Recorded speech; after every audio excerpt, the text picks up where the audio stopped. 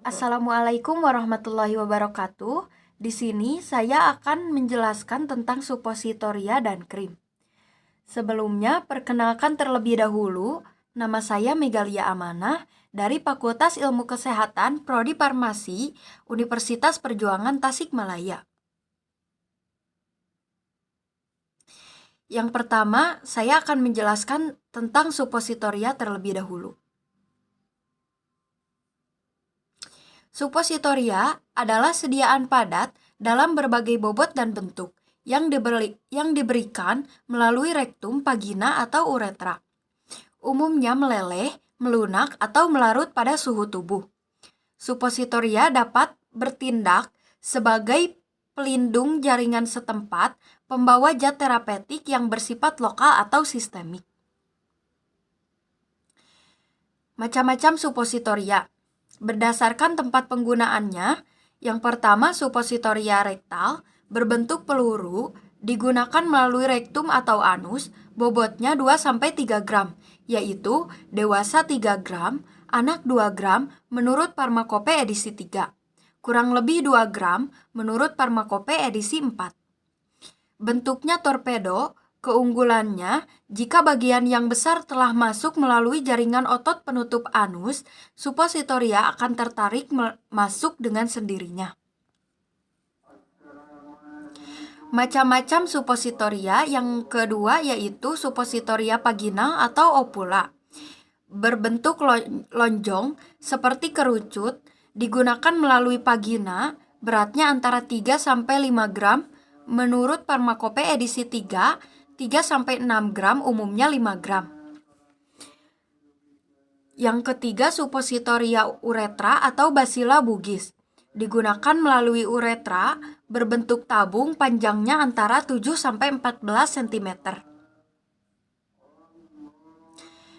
Keuntungan suppositoria yaitu keuntungan penggunaan obat dalam bentuk suppositoria dibandingkan per oral yaitu dapat menghindari terjadinya iritasi pada lambung, dapat menghindari kerusakan obat oleh enzim pencernaan dan asam lambung.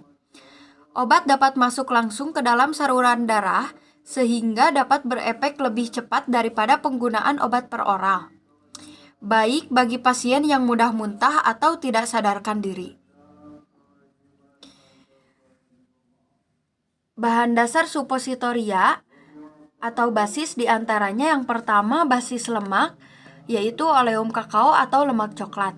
Basis yang dapat bercampur atau larut dalam air, yaitu gliserin gelatin, polyethylene glycol atau PEG. Bahan dasar lainnya yaitu pembentuk emulsi minyak dalam air, misalnya campuran Twin 61, 85% dengan gliserin laurat 15%. Basis suppositoria yang baik harus mempunyai sifat padat pada suhu kamar sehingga dapat dibentuk dengan tangan atau dicetak. Tetapi akan melunak pada suhu rektum dan dapat bercampur dengan cairan tubuh. Tidak beracun dan tidak menimbulkan iritasi. Dapat bercampur dengan macam-macam obat, stabil dalam penyimpanan, tidak menunjukkan perubahan warna, bau, dan pemisahan obat. Kadar air mencukupi. Untuk basis lemak, maka bilangan asam, bilangan iodium, dan bilangan penyabunan harus diketahui dengan jelas.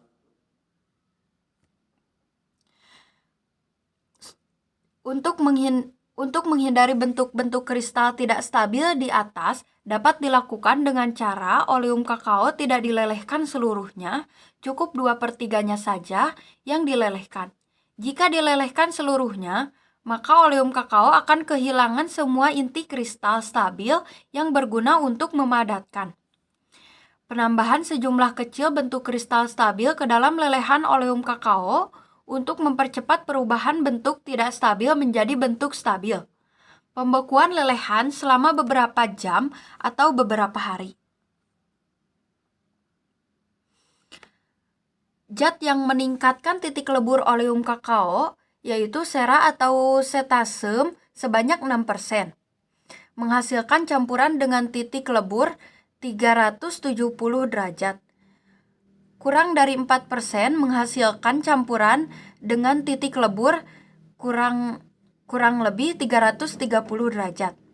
Zat yang dapat menurunkan titik lebur oleum kakao, kloralhidrat, fenol, minyak atsiri, lemak coklat jarang digunakan untuk opula karena meningkatkan residu yang tidak dapat diserap. Gelatin tergliserinasi jarang dipakai untuk supositoria rektal karena disolusinya lambat. Keburukan oleum kakao sebagai basis supositoria meleleh pada udara yang panas, dapat menjadi tengik pada penyimpanan yang lama, titik leburnya dapat naik atau turun jika ditambahkan bahan tertentu. Adanya sifat polimorfisme, sering bocor atau keluar dari rektum karena mencair selama pemakaian, tidak dapat bercampur dengan cairan sekresi.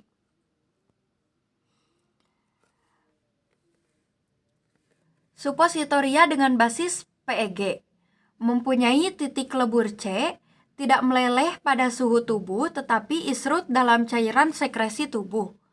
Formula yang dipakai yaitu bahan dasar tidak berair PEG 4000 25% dan PEG 1000 75%. Bahan dasar yang berair yaitu PEG persen dan Aqua Plus obat 20%.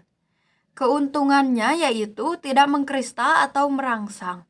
Tidak ada kesulitan dengan titik leburnya jika dibandingkan dengan oleum kakao. Tetap kontak dengan lapisan mukosa karena tidak meleleh pada suhu tubuh. Kerugiannya yaitu menarik cairan dari jaringan tubuh setelah dimasukkan, sehingga terjadi rasa yang menyengat. Hal ini dapat diatasi dengan cara mencelupkan supositoria ke dalam air sebelum digunakan. Pada etiket dicantumkan basahi dengan air sebelum digunakan. Dapat memperpanjang waktu disolusi sehingga dapat menghambat pelepasan obat.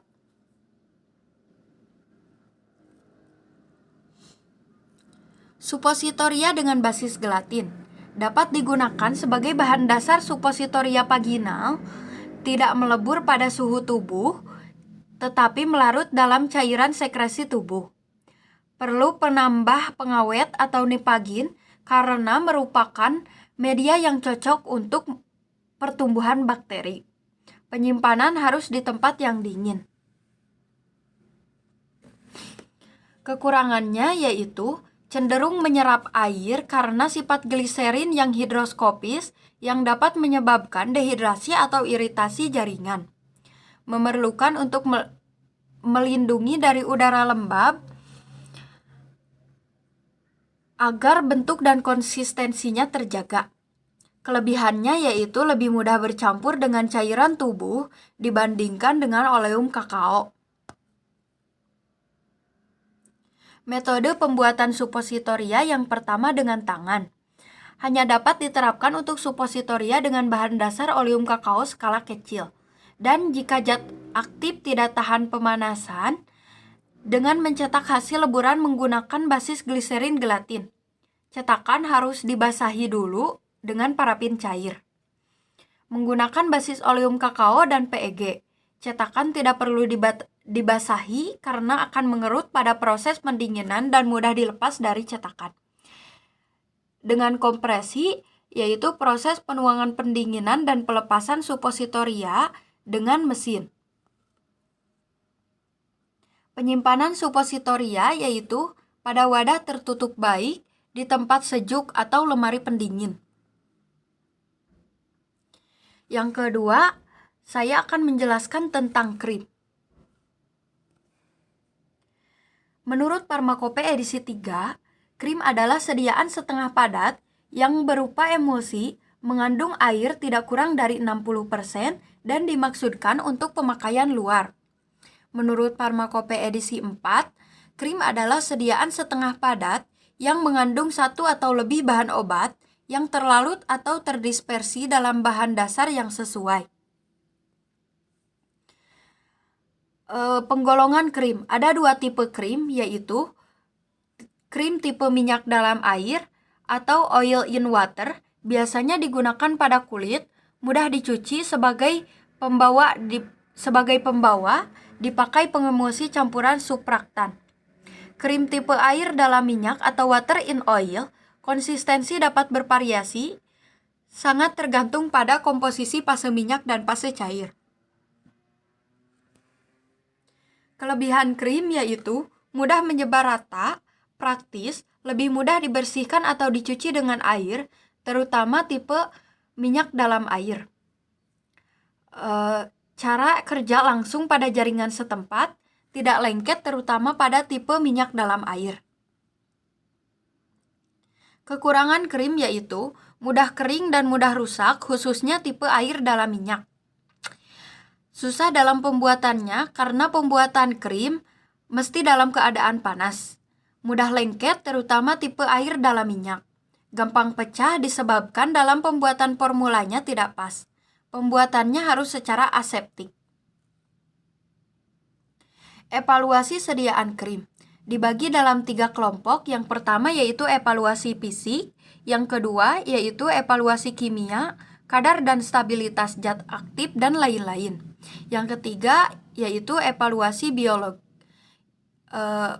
Yang pertama ada kontaminasi mikroba, salep mata harus steril, untuk salep luka bakar, luka terbuka, dan penyakit kulit yang parah juga harus steril.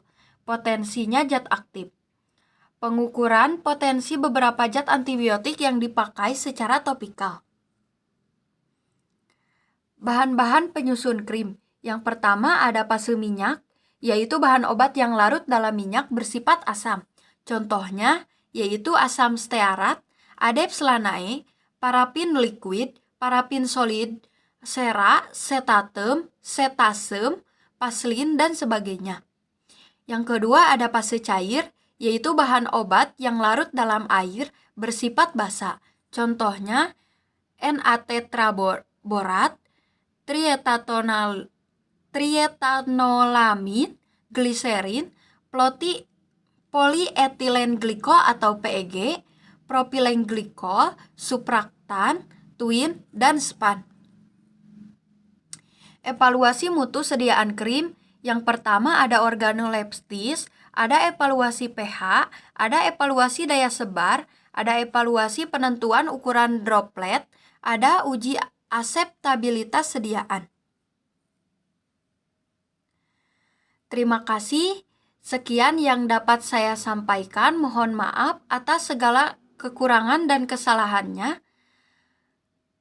Wassalamualaikum warahmatullahi wabarakatuh.